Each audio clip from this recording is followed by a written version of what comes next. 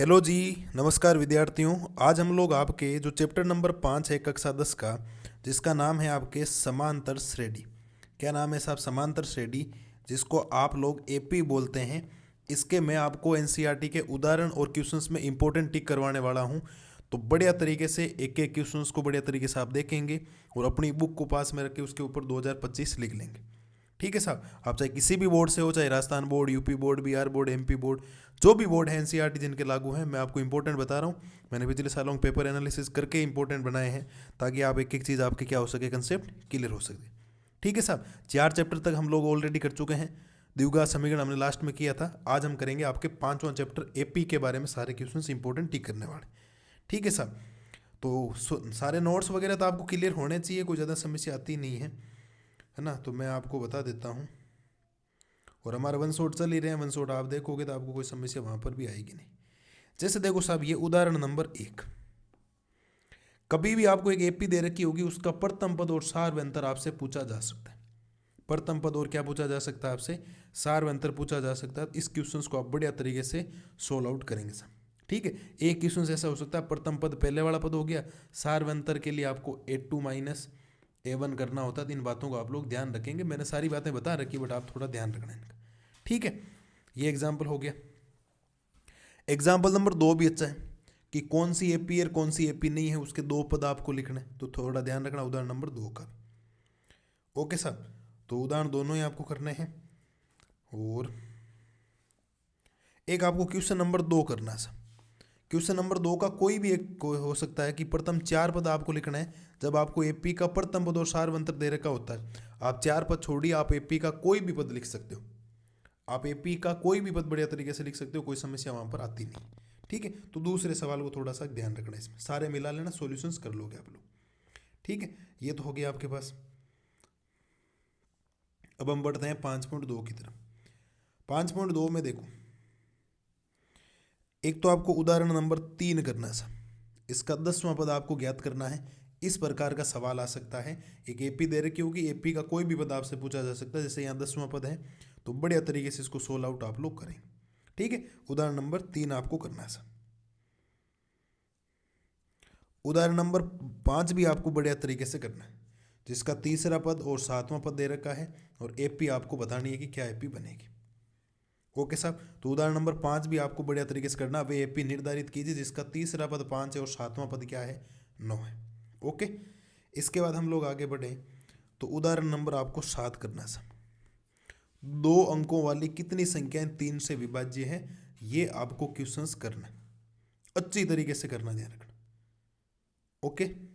ठीक है सर। अंतिम पद से आपको हमेशा ध्यान रखना है। अंतिम पद से कोई भी प्रथम पद आपसे पूछा जाए, अंतिम पद से जब भी पूछा जाए, तो इसको ध्यान रखना। सवाल आपको उदाहरण नंबर 8 भी बेहतरीन तरीके से सोल्व आउट करना है। ओके। तो ये आप ध्यान रखेंगे, बढ़िया तरीके से इसको सोल्व आउट करेंगे। तो उदाहरण नंबर 8 का ध्यान रखना। एक एपी दे रखी, अंतिम पद से आपको 11वां पद ज्ञात करना है, तो थोड़ा ध्यान रखना इसको। ओके। चलिए सर, फिर ये तो इतने कोई खास है नहीं। फिर मैं आपको बता देता हूं। इसके अंदर तीसरे के अंदर आपको एक तो पहला सवाल सोल्व आउट करना है, और एक आपको करना है इसका ये दूसरा सवाल। तीसरे के ये दोनों सवाल आपको कोई भी खाली स्थान दे दिया जाएगा, 1 नंबर में ये सवाल पूछा जा सकता है। ये जो रिक्त खाने बने हुए, बॉक्सेज बने हुए हैं, इसके पदों को आपको ज्ञात करना है।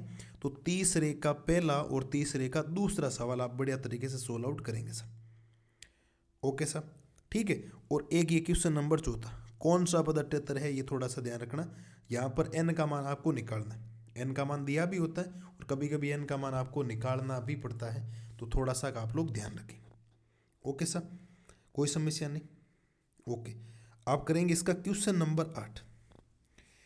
एक एपी में 50 पद है, जिसका तीसरा पद 12 है और अंतिम पद 106 है, तो इसका 29वां पद आपको क्या करना है? ज्ञात करना है सर। ठीक है। आराम से आप लोग सोल्व कर सकते हैं, कोई समस्या इसके अंदर आएगी नहीं। ओके जी, बिल्कुल साहब, कोई समस्या नहीं, बिल्कुल। क्वेश्चन नंबर 9 भी आपको करना है। यदि एपी के तीसरे और 9वें पद क्रम से ये दे रहे कि इसका कौन सा पद शून्य होगा, एन का मान आपको इसके अंदर निकालना है। ठीक है, तो 5.2 का तीसरे के दोनों सवाल, एक चौथा, एक आठवां और एक नौवां। ठीक है, एक क्वेश्चन नंबर 14, 10 और 250 के बीच में 4 के कितने गुणज हैं? 4 के क्या बताने हैं आपको? गुणज बताने, तो थोड़ा सा ध्यान रखना कैसे आ सकते हैं। ठीक है, तो इनको बढ़िया तरीके से सोल्व आउट आप लोग करेंगे। इस बार क्वेश्चन नंबर 15 भी एक अच्छा क्वेश्चन से, n के किस मान के लिए दोनों समांतर श्रेणियों के nवें पद क्या होंगे? आपके बराबर होंगे। ठीक है, तो 14वां और 15वां बढ़िया तरीके से सोल्व आउट कर लेना, कोई दिक्कत आपको आएगी नहीं। चलिए सर, ये हो गया। और एक क्वेश्चन नंबर 18, ये एक बड़ा चैप्टर है, इसके अंदर आपको प्रैक्टिस ज़्यादा चाहिए, तो क्वेश्चंस तो करने पड़ेंगे साहब आपको। ठीक है, मैं अच्छे अच्छे क्वेश्चंस आपके सेलेक्ट कर रहा हूँ जो आपको ध्यान रखने। ठीक है, तो 18वां भी आप बढ़िया तरीके से करेंगे। एक एपी के चौथे और 8वें पदों का योग 24 है और छठे और 10वें पदों का योग 44 है, तो इसके प्रथम 3 पद आपको ज्ञात करना है, आप आराम से इसको कर सकते हैं। ओके साहब, चलिए साहब आगे आगे हम लोग बढ़ें, तो आगे मैं बता देता हूँ ये वाला उदाहरण नंबर 11 और उदाहरण नंबर 12 वेरी वेरी इंपॉर्टेंट। एक एपी दे रखी होगी, इसके 22 पदों का योग आपको ज्ञात करना है। अब पद कितने भी दे सकता है, 22 पदों का, 20 पदों का, 15 पदों का, बट एपी है, पदों के योग का ये सूत्र होता है जो आपको ध्यान रखना है। इससे आपका काम इजी वे में सॉल्यूशंस हो जाएगा। ओके सर, ठीक है। इसमें क्या है, यदि किसी एपी के प्रथम 14 पदों का योग 1050 है तथा इसका प्रथम पद 10 है, तो 20वां पद आपको ज्ञात करना है, आप आराम से निकाल सकते हो। ठीक है, सॉल्यूशंस मैंने वन शॉट में करवा रखे हैं, आप वहाँ जाके देख सकते हो। और भी बढ़िया तरीके से मैंने सारा रिवीजन भी, पूरा सिलेबस भी करवा रखा है यूट्यूब के ऊपर, तो कोई ज़्यादा समस्या आपको आएगी नहीं। ओके जी, ठीक है। हाँ, एक उदाहरण नंबर 13 भी करना साहब। इसमें कितने पद लिए जाए ताकि उनका योग 78 है? बहुत अच्छा क्वेश्चन है, इसमें आपको श्रीधराचार्य सूत्र लगेगा, एक द्विघात समीकरण बनेगी, उससे आपको करना पड़ेगा। ओके, उदाहरण नंबर 13 भी आपको ध्यान रखना। उदाहरण नंबर आपको आगे मैं बताता हूँ, ये वाला उदाहरण नंबर 15, 24 पदों का योग निकालना जब आपको an का मान दे रखा है, तो बढ़िया तरीके से आप लोग सोल्व आउट करेंगे, बढ़िया तरीके से आप लोग इसको करेंगे। ठीक है, 24 पदों का योग निकाल, n दे रखा है, और an जब भी दे रखा हो तो n का मान 1 रखना। देखो ये रहा, n का मान 1 रखा, फिर n का मान 2 रखा, फिर n का मान 3 रखा, तो ये आपके पास पद आगे, कोई ज़्यादा समस्या आती नहीं इसके अंदर। ठीक है, तो उदाहरण नंबर 15 भी एक अच्छा क्वेश्चन से, ध्यान रखेंगे आप लोग। ये हो गया, और आगे हम लोग बढ़े हैं 5.3 के अंदर। तो 5.3 के अंदर तीसरे के अंदर मैं आपको कुछ क्वेश्चंस बताता हूँ जो अच्छे क्वेश्चंस है साहब। एक जैसे इसका 10वां क्वेश्चन, तीसरे का एक 10वां, कोई भी एक नंबर में पूछ सकता है आपसे या 2 नंबर में पूछ ले, तो थोड़ा ध्यान रखना इसका। ठीक है, ये क्वेश्चंस हो गया। और जैसे कि आपके पास एक 7वां क्वेश्चन हो गया, अच्छे क्वेश्चन है ये, अच्छे क्वेश्चन मतलब ढंग के क्वेश्चन है जो आपको ध्यान रखना। ओके जी, तो तीसरे का 7वां और 10वां थोड़ा सा ध्यान रखना। इसके बाद हम लोग अगर चलें तो इसमें आपको छठा क्वेश्चन करना है, 7वां करना है, 8वां करना है और 9वां करना है। ये करने पड़ेंगे साहब, आप कहोगे सर सारी लगा दी, नहीं सर, छठा, 7वां, 8वां। ठीक है, इसमें कितने पद है और इनका योग वाला क्वेश्चन है। 22 पदों का योग आपको ज्ञात, जिसमें डी दे रखा है, 22वां पद आपको दे रखा है। 51 पदों का योग ज्ञात कर, जिसके दूसरे और तीसरे पद आपको दे रखे। यदि किसी एपी के प्रथम 7 पदों का योग 49 है और प्रथम 17 पदों का योग 290 है, तो इसके प्रथम n पदों का योग कितना होगा, इसको भी आपको ध्यान रखना है। ओके, तो 6, 7, 8, 9 वेरी वेरी इंपॉर्टेंट है, ध्यान रखना आप लोग। ठीक है, इसके बाद अगर हम लोग बात करें, तो अगर आप इसमें ढंग से समझेंगे तो आपको ध्यान रखना है, एक तो क्वेश्चन नंबर 13 और एक क्वेश्चन नंबर 14, 5.3 में इतने ही क्वेश्चन है सर। आगे आप नहीं करेंगे तो भी कोई समस्या नहीं, और एक चाहो तो बढ़िया तरीके से अगर आपको लगे 16वां क्वेश्चन मिलाना आपको थोड़ा सा बनता है। इसके अलावा कुछ भी नहीं करना। अब 20 की 30 क्वेश्चन, उसमें से मैं 5-6 क्वेश्चन लगा रहा हूँ आपको इंपॉर्टेंट, तो और तो क्या चाहिए आपका रिवीजन।